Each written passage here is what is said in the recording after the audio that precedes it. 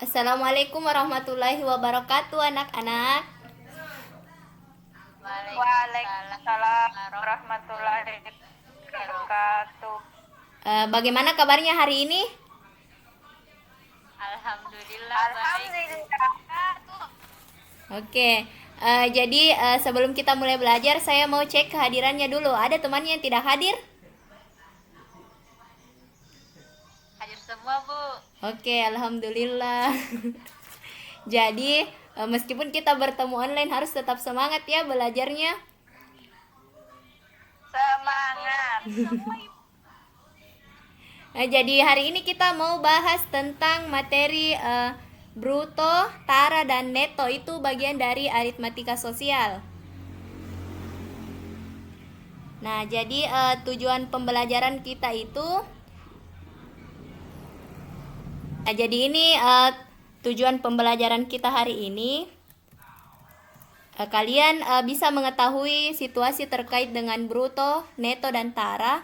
Kemudian bisa menganalisis berbagai macam situasi, mengetahui hubungannya, dan menyelesaikan soal-soal. Terus adapun standar kompetensi dasar dengan indikatornya kita mau pakai, bisa dilihat toh? Bisa Ji? Bisa, Ibu. Oke, jadi ini ya semuanya untuk standar kompetensi dan kompetensi dasar dengan indikatornya. Nah, jadi kenapa ini aritmatika sosial terkhusus untuk materi bruto, neto, dan tara itu sangat penting? Karena di kehidupan sehari-hari itu kita bisa banyak menemui hal-hal ini. Jadi bisa ada di berbagai macam, kan kalau bruto, tara, dengan neto itu bicara tentang berat. Jadi dia ada di kemasan-kemasan barang, di tempat-tempat barang biasa. Nah, Ibu mau perlihatkan contohnya ya. Jadi ini, ya kayak begini. Nah itu ada neto toh, tulisannya net. Nah itu contohnya.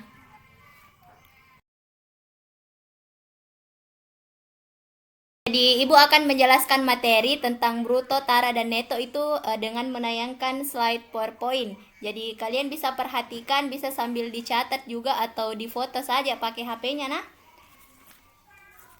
Ya, Bu. Oke, Ibu. Nah, jadi apa itu bruto, tara, dan neto? Jadi kalau bruto itu istilah yang berkaitan dengan barang. Kalau bruto itu berat kotor, berat suatu barang dengan tempatnya. Jadi kalau kita punya benda itu misalnya punya ini kayak begini toh, ada vaselin di mana bruto itu berarti berat bendanya dengan isinya beserta dengan tempatnya, isi yang di dalam dengan tempatnya juga. Terus kalau tara itu hanya tempatnya saja. Terus kalau neto berat bersihnya berarti hanya isinya saja setelah dikurangi dengan tempatnya. Kemudian selanjutnya mengenai hubungan dari bruto, tara, dan neto itu. Jadi kan bruto itu berarti berat bersih dengan kemasan. Jadi ini full bruto namanya. Nah, rumusnya itu kita bisa tahu dengan cara menjumlahkan tara dengan netonya. Bisa dilihat gambar ilustrasinya. Nah, di sini itu berbagai macam snack ya dengan isinya. Berarti ini dia brutonya dengan berat itu 671. Kemudian selanjutnya tara. Jadi tara itu dia berat kemasan. Jadi kalau kita berbicara tentang tara berarti hanya pembungkusnya saja. Jadi kalau kita beli makanan terus tinggal pembungkusnya berarti itu namanya tara. Beratnya itu adalah tara. Rumusnya itu dia bruto dikurang neto, berarti berat keseluruhannya dengan isi dikurang dengan isinya. Jadi kita dapat tara atau berat kemasannya. Kemudian selanjutnya neto. Neto itu dia berat bersih. Berat bersih berarti di sini cuman barangnya saja. Nah, tanpa diikutkan dengan pembungkusnya. Jadi kalau misalnya kita kayak ini gambar keju ini. Nah, kalau dia diambil kejunya saja berarti dia itu netonya. Tapi kalau dia sama pembungkusnya berarti itu tara. Kalau dia pembungkusnya saja berarti tara, tapi kalau dia isi dengan pembungkus berarti dia namanya bruto. Kalau kita mau cari itu rumusnya neto sama dengan bruto dikurang dengan tara. Jadi lanjut, kita sudah masuk di contoh soalnya. Nah, di sini sebuah karung gabah bertuliskan bruto 73 kg dan neto 71,5 kg. Berapakah taranya? Jadi ini dia berat karung gabahnya itu sama isinya 73 kilo. Kemudian berat isinya saja dia 71,5 kilo. Berarti kita mau tahu berapa beratnya itu karung. Namanya dibahasakan dengan tara. Berarti kita kurangkan bruto dengan netonya. 73 kurang 71,5 berarti hasilnya 1,5 kilogram. Paham, Di? Paham. Bisa dilihat hubungannya sebenarnya. Kalau dituliskan begini, saya perlihatkan kepada adik-adik semuanya. Ini bentuk dari rumus secara umum dari bruto, tara, dan neto.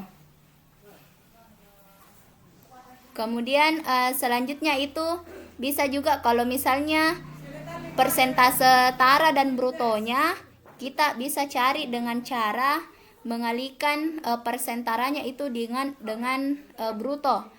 Kemudian kalau rumus untuk setiap pembelian yang mendapatkan potongan berat tara, itu berarti harga bersihnya sama dengan neto dikali harga persatuan berat. Jadi bagaimana penerapannya ini bisa dilihat di contoh soal. Selanjutnya ini penerapan yang tadi, rumus hubungan yang lain dari bruto, tara, dan neto.